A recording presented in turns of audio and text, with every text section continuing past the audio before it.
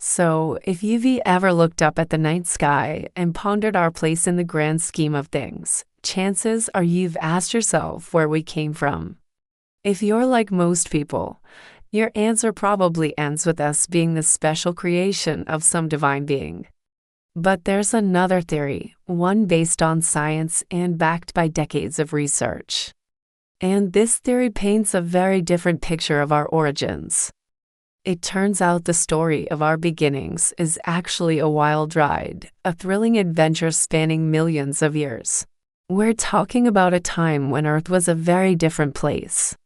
There were no iPhones, no Netflix, not even any trees. That's right. We didn't exactly evolve from monkeys, but we do share common ancestors with them. Let's jump back to the beginning. It all started around 6 to 7 million years ago when a group of apes began to walk upright. Now, these weren't your average apes. They were more like the love children of an ape and a human. Picture something that looks like a chimpanzee but walks like us. Yeah, that awkward phase between being a chimp and a human is what we're talking about. They were the predecessors to all of the hominids that would come after them, including us humans. And here's the kicker. This evolutionary leap wasn't just about better posture. It was about adapting to change. You see, the forest they lived in was transforming into a savanna. As the trees receded, these apes needed a way to navigate the open grasslands. Walking upright gave them a better view of their surroundings, helping them spot predators or potential mates. And let's be real, the latter was pretty crucial for the continuation of our species. So standing up tall was kind of a big deal. But as we know, the history of life on Earth is never straightforward. Other hominid species popped up, each with its own unique spin on the upright walking lifestyle. Take Australopithecus afarensis, aka Lucy.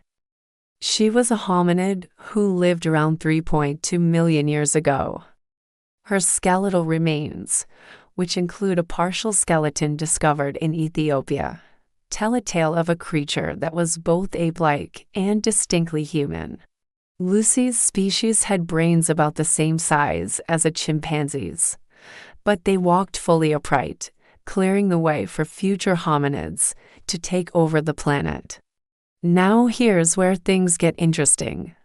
Some scientists believe that the reason why we stand out among all the other hominids that came before us is because of our brain size. Over the course of human evolution, our brains grew significantly, allowing us to develop complex language, plan ahead, and create advanced tools. It's like upgrading from a Nokia 3310 to an iPhone 14 Pro Max. But there's a catch. Brain size isn't everything. If it were, then the Neanderthals should have been the ones sitting at the top of the evolutionary pile.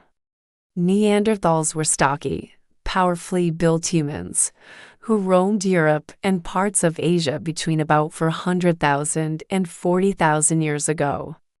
They were known for their large brains, robust bodies, and sophisticated tool-making skills.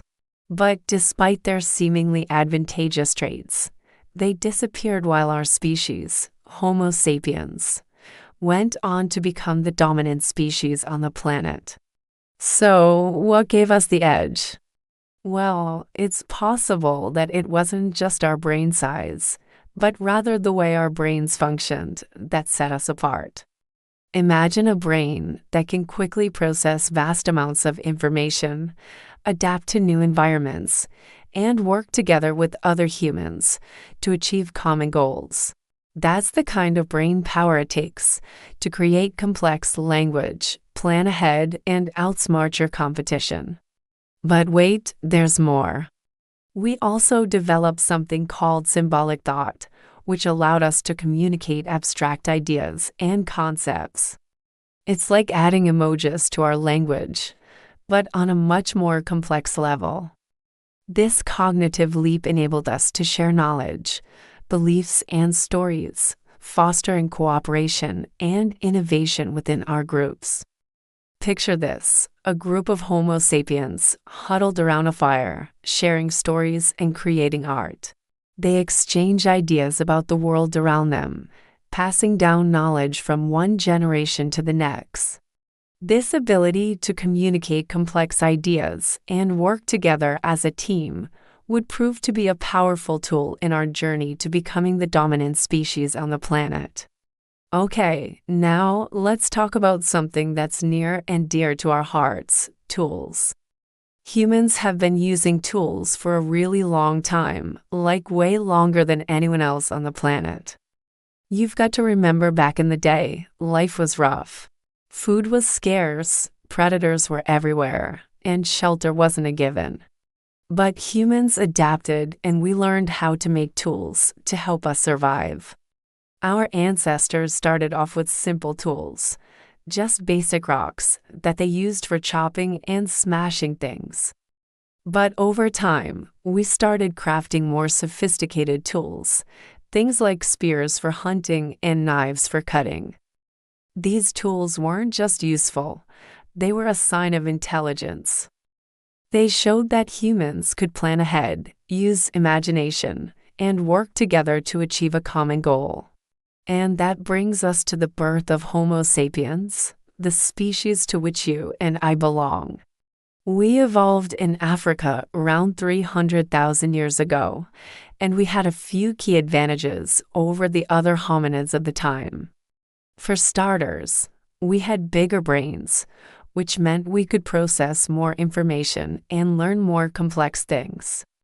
We also had smaller faces and thinner skulls, which might not sound like an advantage, but trust me, it was. A smaller face and thinner skull meant that we didn't need as much food to survive, which meant we could live in places where food was scarce. And speaking of brains, our brains were also more efficient.